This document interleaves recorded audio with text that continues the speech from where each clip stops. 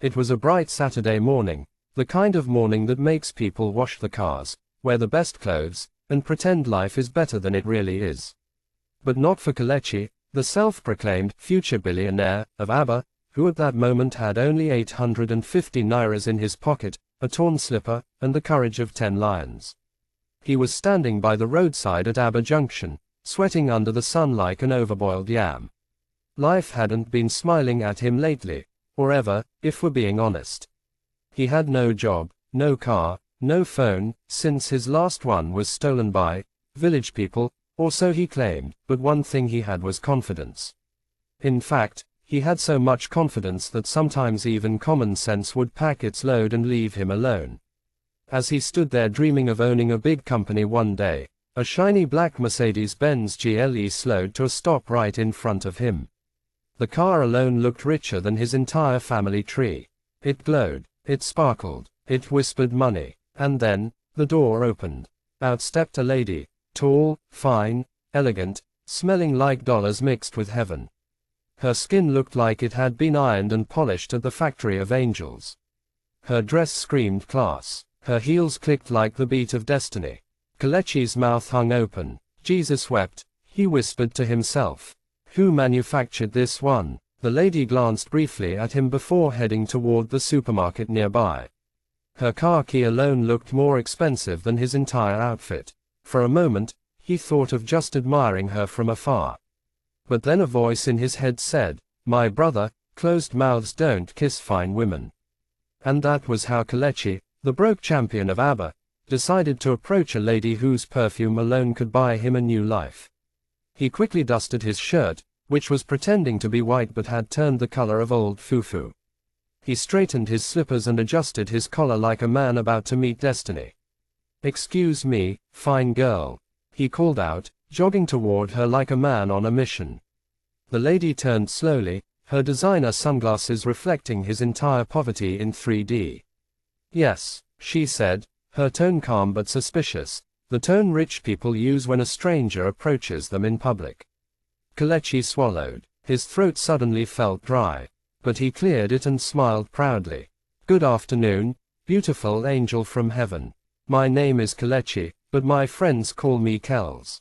I just want to say that since the day my mother gave birth to me, I have never seen beauty like yours." The lady blinked once. "Okay, and, he rubbed his hands together, smiling like a man selling fake perfume.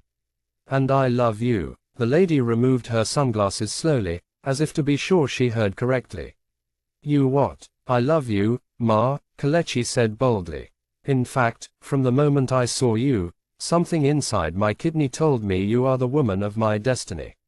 She stared at him for a full 3 seconds, then looked him from head to toe. Her eyes traveled from his torn slippers, to his dirty jeans, to his shirt that said, Gucci, instead of Gucci, to his cracked lips and unbarbered hair. Then she looked at his face again and asked softly, "You love me?" "Yes, my queen," Kelechi said with confidence. "Money is not everything. What matters is love and understanding. I may not have a car today, but tomorrow is pregnant with blessings." The lady burst out laughing. Not a small laugh, the kind that shakes shoulders and draws attention. Other people around the supermarket began to look. One man buying suya paused mid-bite. Even a kelechi driver turned off his engine just to enjoy the show. "Wait," the lady said between laughs. "So you, in this your," she waved her hand over him, "this your wardrobe of suffering, you walked up to me to say you love me?" Kelechi smiled nervously. "Yes, Ma. Love doesn't look at clothes." "Oh really?" She folded her arms. "So if I say yes now, where will you take me to?" "Your house." "Yes," he said quickly, before realizing what he had said. She raised an eyebrow. "And where exactly is your house?" Kelechi scratched his head. "Right now, we are renovating. The landlord is just doing some minor construction work. So I'm staying temporarily with a friend." "Construction," she said. "You mean you're squatting?" Kelechi smiled again, this time wider. "Temporary squatting, yes." The lady shook her head slowly. "My friend, you must have eaten expired confidence." People started chuckling around. The suya man whistled. Even a mama-put woman nearby giggled into her soup pot. But Kelechi refused to give up. Madam, love doesn't know class. You may be in a Benz, I may be on foot, but our hearts can still drive together. She laughed again. My dear, your heart doesn't even have fuel. Look at you, you don't even have transport fare to love. I have transport fare, Kelechi protested, pulling out his 850 nairas. See, I can take you anywhere in this Abba. She looked at the money and almost fainted from laughter. 850 nairas. My dear, that's not even enough for my car perfume. Now the crowd was fully entertained. A group of boys gathered, shouting, Kells for president. Talk to her, chairman. Love don't care about pocket. Kelechi, emboldened, raised his voice. My lady, money comes and goes, but true love remains forever. The lady smirked. Well, I'm sorry, my dear, but I don't date men who look like they were rejected by destiny. That one entered like an arrow. The crowd screamed, yee. But Kelechi still stood tall. No problem, ma. Just remember, even a broom started as wood. One day, I'll make it. She nodded, smiling mockingly. When that day comes, buy yourself a mirror first. You'll need to confirm that making it is not spiritual. The crowd roared with laughter again. Kelechi, feeling slightly embarrassed, decided to make one last attempt. He knelt down dramatically right there by the supermarket gate. My love, he said, hands clasped. Don't let poverty block true love. I may not have a car, but I have a heart. I may not have money, but I have manners. The lady stepped back, looking down at him like a queen addressing her court jester. You have manners. Then use them to stand up and stop disgracing your ancestors. Kelechi stood up slowly, dusting his knees. So you're rejecting me, rejecting you, she said, laughing again. My dear, I'm not rejecting you. I'm delivering you from a future heartbreak. Because if we ever dated, I'd have to buy you data, feed you, clothe you, and probably pay your bride price myself. Kelechi blinked. There's nothing wrong in helping your man build. Build, she repeated. My dear, I'm not starting a construction company. The crowd screamed again. One keke driver almost fell off his seat laughing. Even Kelechi couldn't help smiling. He rubbed his head and said quietly, okay, oh, at least I tried. The lady nodded. You did, and for your effort, take this. She opened her purse, brought out a 500 nairas note, and handed it to him. Buy yourself a bottle of cold water. You need it. Kelechi looked at the money. You're giving me 500 nairas. Yes, she said with a bright smile. That's your consolation prize for bravery. Kelechi took the money with dignity. Thank you, my love. Please don't, my love, me, she said. I don't want rumors that I'm sponsoring men's emotions. She turned and walked back to her Mercedes. As she got in, she said through the window, by the way, next time you want to toast a lady, at least borrow a shoe that matches. The car started, purred like royalty, and zoomed away, leaving Kelechi standing in a small cloud of dust and public laughter. He stared after the car, sighed deeply, and said to himself, one day, when I make it, I'll buy that kind of car and splash water on her slippers by mistake. The crowd burst into another round of laughter. Someone patted him on the back. Kells, you try. At least you have confidence. Yes-o, Kelechi said, pocketing the 500 nairas. If I don't have money, I must have mouth. He strutted off proudly toward a nearby mama-put, shouting, Madam, give me rice and beans 500 nairas. Add meat. Love almost killed me today. The mama-put woman laughed and said, Na love go finish you one day, Kelechi. And as Kelechi ate his rice, he smiled and said, one day, I'll be rich. I'll buy a car, and when that same fine girl sees me, she'll say, Kelechi, is that you? And I'll say, yes, my dear, it's me, the broom that became wood again. Everyone in the mama-put burst into laughter. And that, my friend, was how a poor man named Kelechi confessed love to a rich lady, got roasted like suya, and still left with 500 nairas profit and one unforgettable story. 2 years later, Kelechi was no longer the same man who got roasted like suya in front of Aba Junction. Back then, he had only 850 nairas, one torn slipper, and enough embarrassment to last him 10 lifetimes. But after that day, something inside him changed. Maybe it was the humiliation. Maybe it was the 500 nairas consolation prize. Maybe it was hunger. Whatever it was, it lit a fire under him. He started working like a man chasing his destiny with a cutlass. He became a delivery man, then a POS agent, then a mini importer. He started small, selling wristwatches, phone chargers, and those cheap Bluetooth earpieces that stop working after 3 weeks. But he was consistent. He hustled day and night. He learned online business, imported goods, and even started making comedy skits on TikTok. Before long, Kels the hustler became Kels the influencer. He bought a used Toyota Corolla, then upgraded to a Lexus S350. His clothes changed. His shoes matched. His Gucci shirt was replaced with real Gucci. He even had an iPhone that wasn't borrowed. In short, Kelechi upgraded from local to almost global. But one thing never left his mind. That fine lady in the Benz who insulted him like her PhD was in advanced mockery and emotional damage studies. It was another bright Saturday morning. Kelechi was on his way to a friend's wedding in Port Harcourt. His Lexus sparkled, his perfume could confuse mosquitoes, and his wristwatch shone like a torchlight. As he drove past Oil Mill Junction, he saw a familiar figure by the roadside. At first, he wasn't sure. But when the lady turned slightly, boom, his memory shouted, "That's her." It was the same woman. The same angel from heaven, who once looked him up and down like a poverty inspection officer. Except this time, things were different. She was standing beside a black Mercedes, but this time, the bonnet was open. The car had broken down. She looked stressed, waving down cars for help, but people were just driving past. Kelechi grinned. "Heaven, is this you finally organizing comedy for me?" He parked nearby, stepped out, and walked toward her slowly, confidently, like a man who had come for revenge, but in slow motion. "Good afternoon, madam," he said, smiling. She turned, and the shock on her face was like someone who just saw her ex preaching in church. "Kelechi," she said in disbelief. "The one and only," he said proudly.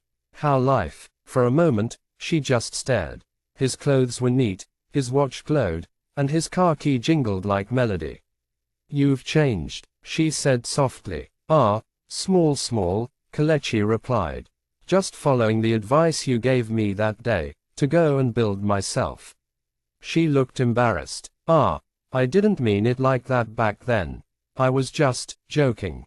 "Joking?" Kelechi laughed. "You told me my destiny rejected me. That joke nearly sent me to depression." She chuckled awkwardly. "I'm sorry about that, truly. I didn't mean to be harsh." Kelechi folded his arms, pretending to think deeply. So now that my destiny has accepted me back, you're saying sorry." She laughed shyly. "You look good, Kelechi. What are you doing now?" "Ah, small business here and there," he said casually, like a billionaire hiding his balance. "Importation, online sales, small influencer work. God is good." "Wow," she said. "That's impressive." Kelechi grinned. "Na motivation and insult day move man forward." She laughed genuinely this time. "So, will you help me? My car broke down, and my driver went to look for a mechanic." "Of course," Kelechi said. "Let me see what I can do." He leaned under the bonnet, pretending to inspect, though in truth, he had no idea what he was looking at. But he made sure to do it with confidence, nodding seriously as if negotiating with the engine. After a few minutes, he said, "It's the crankshaft alignment that's disaligned with the combustion airflow." She looked impressed. "Wow, you know about cars too." Kelechi smiled. "Not really. I just said something that sounded mechanical." They both laughed. The mechanic finally arrived, fixed the car, and the lady was ready to go. Before leaving, she said softly, "Kelechi, would you like to join me for lunch?" "My treat." Kelechi paused dramatically. The same woman who once told him he looked like destiny rejected him was now asking him to lunch. His ancestors were dancing. He smiled. Lunch sounds good. Lead the way. They drove to a fancy restaurant, the kind that serves food in plates so small you need microscope to find the meat. When they sat down, the waiter came with the menu. The lady said, "Order anything you like." Kelechi smiled. "I hope your anything includes takeaway." She laughed. "You haven't changed completely." "Oh, I've changed," Kelechi said. "I just upgraded my poverty to premium version." They both laughed, and for a moment, everything felt easy. She apologized again for how she treated him before, saying she was going through a bad day.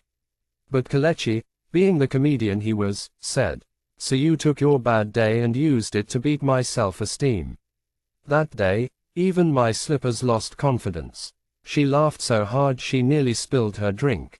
"I'm serious, Kelechi. You look amazing now. I'm proud of you." He smiled, sipping his juice. "You sure it's not the Lexus you're proud of?" "Maybe both," she teased. After lunch, they stepped outside. The lady said softly, "Kelechi, can I give you a ride?" He smiled. "Oh, don't worry. My car is allergic to following others." They both laughed again, and she leaned on her car door. "So, Kelechi, are you seeing anyone?" He looked at her, smiled mischievously, and said, "Ah, that's a complicated question. You know, love doesn't look at clothes, but it definitely checks account balance first." She giggled. Meaning, Kelechi said, 2 years ago, I was the broke boy who said I loved you. You said I looked like destiny rejected me. Now that I'm rich, if I say I love you again, you'll probably say, destiny made a U-turn." She smiled awkwardly. "Kelechi, people change." He nodded. "True, even my slippers changed to sneakers." She reached out, touching his arm. "I'm serious. If you still like me, I'd like us to get to know each other again." Fresh start. Kelechi pretended to think deeply. Then he sighed dramatically and said, "My sister, I would have agreed, but my heart is currently under renovation. The mechanic said it's not compatible with Ben's girls." She laughed so hard she had to hold her stomach. "You'll never change." "Oh, I have changed," he said with a wink. "I just don't forget history." As he turned to leave, she called out, "Wait, at least give me your number." Kelechi smiled, reached into his pocket, and brought out his business card. On it was boldly printed, "Kel's Global Enterprises, Importation, Motivation, and Emotional Damage Recovery." She took it, smiling. "You even have a company." "Yes," Kelechi said. "I help people recover from heartbreaks caused by rich girls in Benz." "Very funny," she said. He got into his car, rolled down the window, and said, "By the way, if your car breaks down again, call my mechanic." "Not me. I've retired from roadside love rescue." She smiled shyly. "I'll remember that." As he drove away, he looked at her in the rearview mirror and laughed to himself. Life is sweet. 2 years ago, she gave me 500 nairas. Today, I made her pay 25,000 nairas for lunch. He turned up his music and sang along to Burna Boys, City Boys, shouting, "Who Day Breathe." When he got home, his best friend Uche asked, "Kels, how did it go?" Kelechi smiled proudly. "I didn't get the girl, but I got the closure, and free food." "That's a fair upgrade." They both laughed until tears came out. And from that day on, whenever Kelechi told his story online, he would start by saying, "Never underestimate a broke man with confidence. One day, the same people who rejected your slippers will beg to enter your car." Moral of the story: sometimes, life will mock you before it blesses you.